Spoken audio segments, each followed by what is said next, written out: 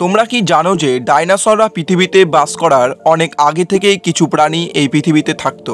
হ্যাঁ, তোমরা ঠিক শুনছো। এই ভিডিওতে আমরা ডাইনোসরের আগে থেকে এই পৃথিবীতে বাস করে এমন 10টি অবিশ্বাস্য প্রাণী সম্পর্কে জানবো। চলো শুরু করা যাক। প্রথম প্রাণীটি হলো সিলেকান্থ, একটি মাছ যা 66 মিলিয়ন বছর ধরে বিলুপ্ত বলে বিশ্বাস করা হয়েছিল, যতক্ষণ না 1938 সালে একটি জীবিত সিলেকান্থ আবিষ্কৃত হয়। সিলেকান্থগুলি প্রায় 400 মিলিয়ন বছর আগের এবং একটি ইউনিক লোবড ফিন কাঠামো রয়েছে।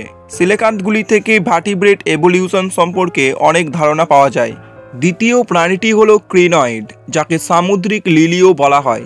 স্টারফিশের সাথে সম্পর্কিত প্রাচীন অ্যাকাইনোডার্ম, যার জীবাশ্ম ইতিহাস 480 মিলিয়ন বছরের, পৃথিবীর পরিবর্তনের মাধ্যমে তাদের রেজিলিয়েন্স প্রদান করে। 3 নম্বরে আমাদের কাছে কুমির আছে। এই ইনক্রেডিবল রেপটাইলগুলি প্রায় 200 মিলিয়ন বছর ধরে রয়েছে। তাদের প্রায়শই লিভিং ফসিল হিসেবে উল্লেখ করা হয়, কারণ ডাইনোসরদের সময় থেকে তাদের দেহের গঠন তুলনামূলকভাবে অপরিবর্তিত রয়ে গেছে।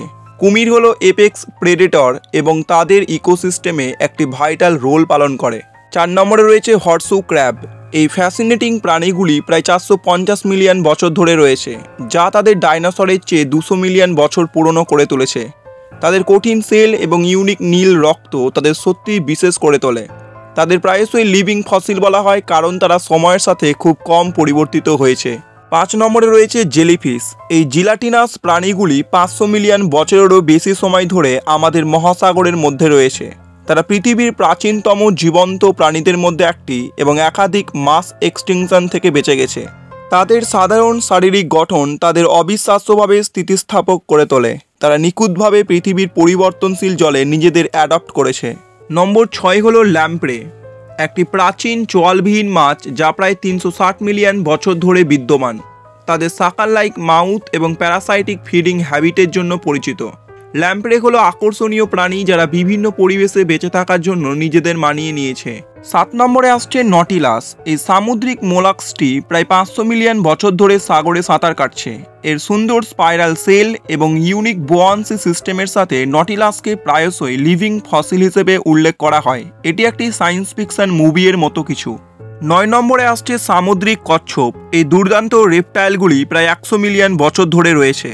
তারা ডাইনোসরের রাইজ এবং ফল দেখেছে এবং আজও আমাদের মহাসাগরে বেঁচে রয়েছে। তাদের ইমপ্রেসিভ ন্যাভিগেশন স্কিলকে কাজে লাগিয়ে সামুদ্রিক কচ্ছপ তাদের লাইফ টাইমে হাজার হাজার মাইল ভ্রমণ করে। 10 নম্বরে রয়েছে স্পঞ্জ। এই সাধারণ জীবগুলি 600 মিলিয়ন বছর ধরে রয়েছে। তারা জল ফিল্টার করে এবং অনেক সামুদ্রিক প্রজাতির জন্য আবাসস্থল প্রদান করে সামুদ্রিক বাস্তুতন্ত্রে একটি গুরুত্বপূর্ণ ভূমিকা পালন করে। স্পঞ্জ হলো প্রাণী জগতের ট্রু সার্ভাইভার্স। এই হলো 10টি অবিশ্বাস্য প্রাণী যেগুলি ডাইনোসরের চেয়েও পুরানো। আমাদের এই পৃথিবীতে এত পরিবর্তনের মধ্য দিয়ে কিভাবে এই প্রাণীগুলি আজও বেঁচে আছে তা ভাবতে গেলে আশ্চর্য লাগে।